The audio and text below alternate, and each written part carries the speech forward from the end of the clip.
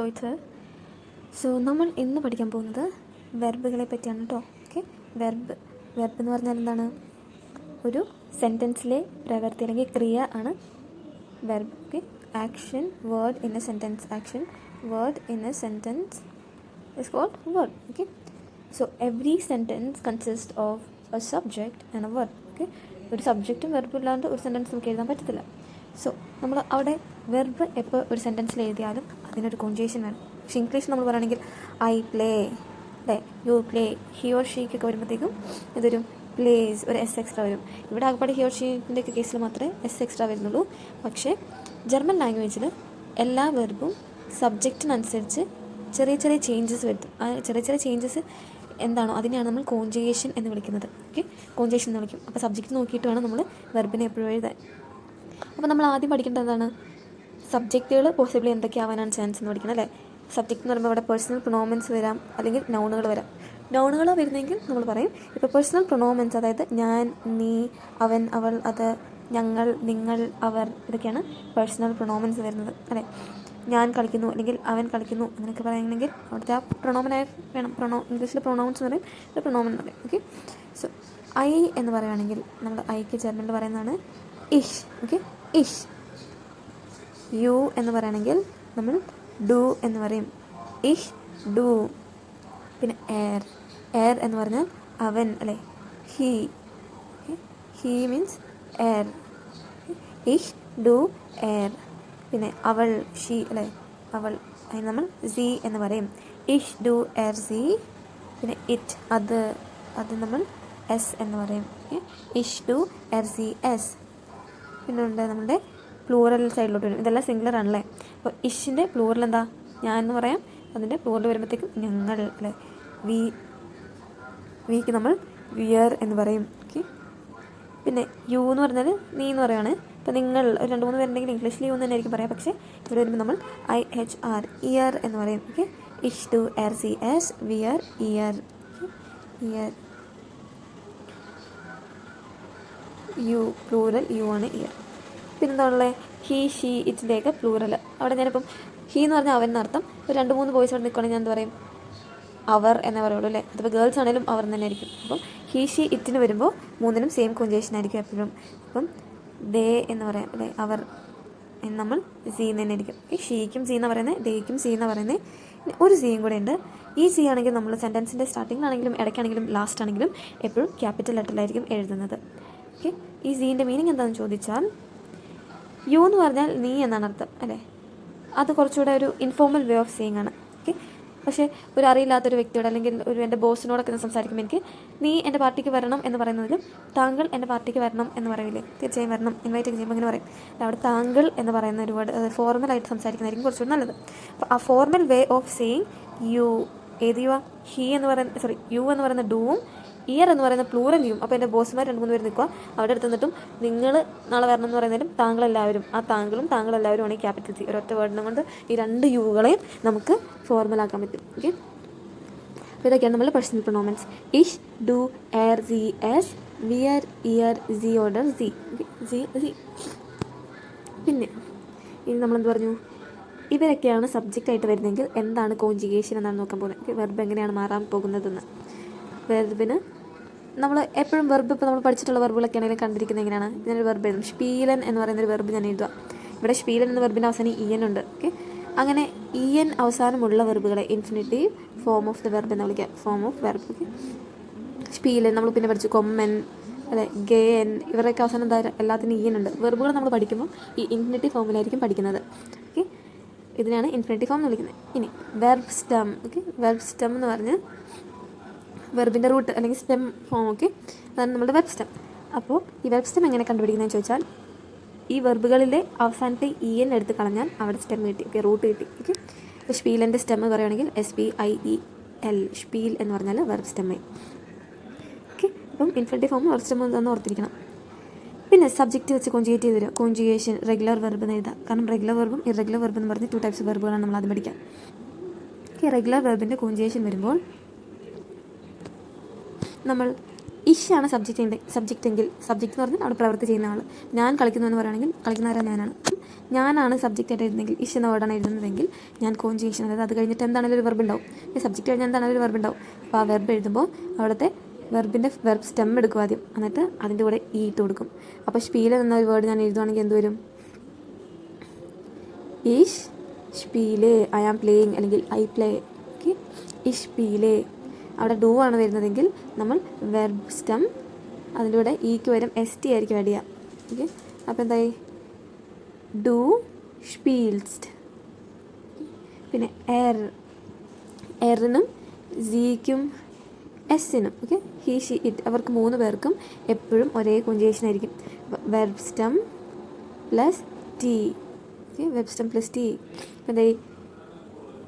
എർ സ്പീൽഡ്, C സ്പീൽഡ് അല്ലെങ്കിൽ S സ്പീൽഡ്. Okay, എല്ലാം he place, she place, it play. Okay, പിന്നെ wear നമുക്ക് verb stem plus e N ആണ് ഇടുന്നത്. അപ്പം അത് മനസ്സിലായി? വെർബ് സ്റ്റെം എന്ന് പറഞ്ഞാൽ എന്താ? ഒരു വെർബിലെ ഇ എൻ എടുത്ത് കളയുമ്പോഴാണ്. അപ്പോൾ ഇവിടെ പറയുകയാണ് verb stem plus e n ഇടുവാണെങ്കിൽ അത് ഇൻഫിനിറ്റീവ് ഫോം തന്നെയാണ് അല്ലേ? വിയർ സ്പീലൻ. ഇയർ ഇത് വരുമ്പം വെർബ് സ്റ്റെം പ്ലസ് ടി ആണ് ആഡ് ചെയ്യുക. ഓക്കെ, RCSന് ടി തന്നെയാണ് അല്ലേ? ഇവിടെ വരുമ്പം ഇയർ സ്പീൽഡ്. പിന്നെ സി ഓർഡർ സിക്കും വിയറിനും എപ്പോഴും സെയിം കോൺജുഗേഷൻ ആയിരിക്കും. എന്താണ്? സ്പീലൻ, verb stem plus e n, സ്പീലൻ. ഇങ്ങനെ ആയിരിക്കും നമ്മൾ റെഗുലർ വെർബിൻ്റെ കോൺജുഗേഷൻ കണ്ടുപിടിക്കുന്നത്. എല്ലാ വെർബുകൾക്കും ഇങ്ങനെയാണ്. സ്റ്റെം എടുക്കുക, ഇ ഇട്ട് കൊടുക്കുക, സ്റ്റെം എടുക്കുക, എസ് ടി ഇടുക, സ്റ്റെം എടുക്കുക, ടി ഇടുക, stem E N, stem plus T, stem plus e N. Okay, ഇങ്ങനെ ആയിരിക്കും വെർബ് സ്റ്റെം കണ്ടുപിടിക്കുന്നത്. ഫോർ എക്സാമ്പിൾ ഒരു വെർബ് കൂടെ എഴുതാം. മാഹൻ എന്ന വെർബ് എഴുതാമെന്ന് വെച്ചാൽ മാഹൻ എന്ന് പറഞ്ഞാൽ ടു ഡു എന്നാണ് മീനിങ്. ഓക്കെ, ടു ഡു അല്ലെങ്കിൽ ടു മേക്ക് എന്നുള്ള മീനിങ് ഉണ്ട്. To make. Okay, to do അല്ലെങ്കിൽ ടു മേക്ക്.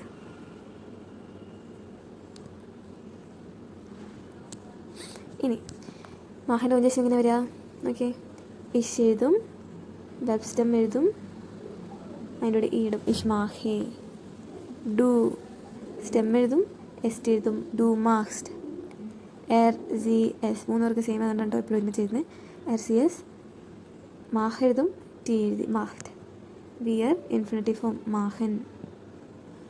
ഇയർ മാഹ്ഡ്, സി ഓർ സി മാഹൻ. ഓക്കെ, അപ്പോൾ ഇങ്ങനെയായിരിക്കും നമ്മൾ കോൺജുഗേറ്റ് ചെയ്യുന്ന റെഗുലർ വെർബ്.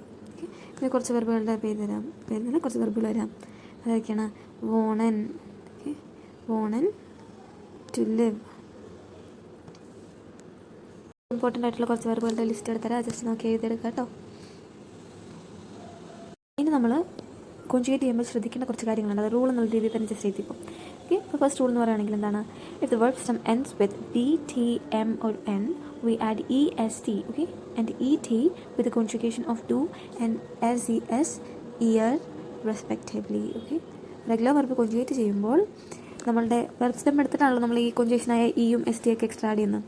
അപ്പം DO TO വെർബ് സ്റ്റെമ്മിൻ്റെ അവസാനത്തെ letter DO TO M or N എപ്പോഴും ഇല്ല, അതെപ്പോഴും ഞാൻ പറയാം. D or T എപ്പോൾ കണ്ടാലും നമ്മൾ ST എന്ന് പറയുന്ന ഡൂൻ്റെ കോൺജുഗേഷൻ എസ് ടി അല്ല ആഡ് ചെയ്യുന്നത്. അതിന് പകരം ഒരു എക്സ്ട്രാ ഇ അതിന് മുന്നിട്ട് കൊടുക്കും, EST. അത് പ്രൊനൗൺസിയേഷൻ എളുപ്പത്തിന് വേണ്ടിയാണ്. ഓക്കെ, അർബൈറ്റ്സ്റ്റ് അല്ലെങ്കിൽ റെഡ്സ്റ്റ് എന്നൊക്കെ പറയാൻ ബുദ്ധിമുട്ടുള്ളതുകൊണ്ട് നമ്മൾ EST ആഡ് ചെയ്ത് കൊടുക്കുന്നു. അതുപോലെ തന്നെ RCSൻ്റെയും ഇയറിൻ്റെയും കോൺജുഗേഷൻ നമ്മൾ ടി മാത്രമാണ് ആഡ് ചെയ്യുന്നത്. പക്ഷേ ഇവിടെ ഈ പറഞ്ഞാൽ DO TO ആണ് എൻ്റെ വരുന്നെങ്കിൽ എപ്പോഴും ET ആണ് ആഡ് ചെയ്യേണ്ടത്. ഓക്കെ, ET ആഡ് ചെയ്യണം. പിന്നെ ഈ എമ്മും എന്നും എപ്പോഴാണെന്ന് ചോദിച്ചാൽ M or N എന്നാണ് നമ്മളുടെ വെർബ് സ്റ്റെമ്മിൻ്റെ എൻഡിലത്തെ ലെറ്റർ എങ്കിൽ നമ്മൾ അതിന് മുന്നിലത്തെ ലെറ്ററും കൂടെ നോക്കും. അവിടെ ഒരു കോൺസണൻ്റ് ആണെങ്കിൽ, കോൺസണൻ്റ് മീൻസ് വവ്വൽ അല്ലാത്ത ലെറ്റർ ആണെങ്കിൽ നമ്മൾ ഈ റൂള് അപ്ലൈ ചെയ്യണം. ഓക്കെ, അതേസമയം ഒരു വവ്വൽ ആണെങ്കിൽ നമ്മൾ ഈ റൂൾ അപ്ലൈ ചെയ്യേണ്ട ആവശ്യമില്ല. ഓക്കെ, സോ ഇതിൻ്റെ അടിയിൽ കുറച്ച് വെർബുകൾ വരാം. ആർബൈറ്റൻ എന്ന് പറയുമ്പം ഇതിൻ്റെ അടിയിൽ എന്ത് വന്നു? ആ വെർബ് സ്റ്റെം ടീയിലാണ് അവസാനിക്കുന്നത്. അപ്പം ഇഷ് അർബൈറ്റേ, കുഴപ്പമൊന്നുമില്ല. ഡു അർബൈറ്റ് എസ് ടി ആയിരുന്നു ആഡ് ചെയ്യേണ്ടത്, ബട്ട് നമ്മൾ EST ആഡ് ചെയ്യും. ഓക്കെ, അർബൈറ്റസ്റ്റ്. പിന്നെ RCS ഇവിടെ എന്തൊരു അർബൈറ്റ് ടി, ഒരു 2 ടി ഇടുന്നതുകൊണ്ട് എന്തെങ്കിലും കാര്യമൊന്നുമില്ല. അപ്പോൾ അതിൻ്റെ ET ഇടും, അർബൈറ്റഡ്. വിയർ അർബൈറ്റൻ. ഇയർ അർബൈറ്റഡ്, ഇവിടെയും ET. പിന്നെ സി ഓർഡർ സി അർബൈറ്റൻ, സി ഓൺ സി അർബൈറ്റൻ. ഇങ്ങനെയായിരിക്കും നമ്മൾ കോൺജുഗേഷൻ ചെയ്യുന്നത്. അതുപോലെ തന്നെ വേറെ വേർഡ് റേഡൻ. റേഡൻ മീൻസ് ടു ടോക്ക്. അർബൈറ്റൻ മീൻസ് ടു വർക്ക്. റേഡൻ ടു ടോക്ക് എന്ന് പറഞ്ഞു. അപ്പം ഇഷ് റേഡേ, ഡു റേഡസ്റ്റ്, RGS റേഡറ്റ്, വിയർ റേഡൻ, ഇയർ റേഡറ്റ്, or Z and Z എന്താകും റേഡൻ. ഓക്കെ. അതുപോലെ തന്നെ അത്മൻ എന്ന് പറയുന്നൊരു വെർബുണ്ട്. അത്മൻ ടു ബ്രീത്ത്. അപ്പം ഇഷ് അത്മേ. ഇപ്പം ഇവിടെ നോക്കാം, എമ്മിന് മുന്നത്തെ ലെറ്റർ T ആണ്, അത് വോവലല്ല. അപ്പോൾ നമ്മൾ ഈ അപ്ലൈ ചെയ്യണം റൂള്. അപ്പം അത്മേ, ഡു അറ്റ്മസ്റ്റ്, RGS അറ്റ്മെറ്റ്, വിയർ അറ്റ്മൻ, ഇയർ അറ്റ്മെറ്റ്, or Z അറ്റ്മൻ. ഓക്കെ. ഇഷ് അറ്റ്മേ, ഡു അറ്റ്മസ്റ്റ്, RGS അറ്റ്മെറ്റ്, വിയർ അറ്റ്മൻ, ഇയർ അറ്റ്മെറ്റ്, or Z അറ്റ്മൻ. പിന്നെ എന്ന് വെച്ചിട്ടൊരു പറയുകയാണെങ്കിൽ റേഗ്നൻ ടു റെയിൻ. അപ്പോൾ ഇഷ് റേഗ്നേ, ഡു റേഗ്നെസ്റ്റ്, RGS റേഗ്നെറ്റ്, വിയർ റേഗ്നൻ, ഇയർ റേഗ്നെറ്റ്, ആൻഡ് or Z എന്താണ് റേഗ്നൻ. ഇതായിരിക്കും നമ്മൾ കോഞ്ചുഗേഷൻ വരുന്നത്. Rule number 1. ഇനി കുറച്ച് അതിൻ്റെ ഇടയിൽ വരുന്ന വെർബുകൾ തരാം കേട്ടോ.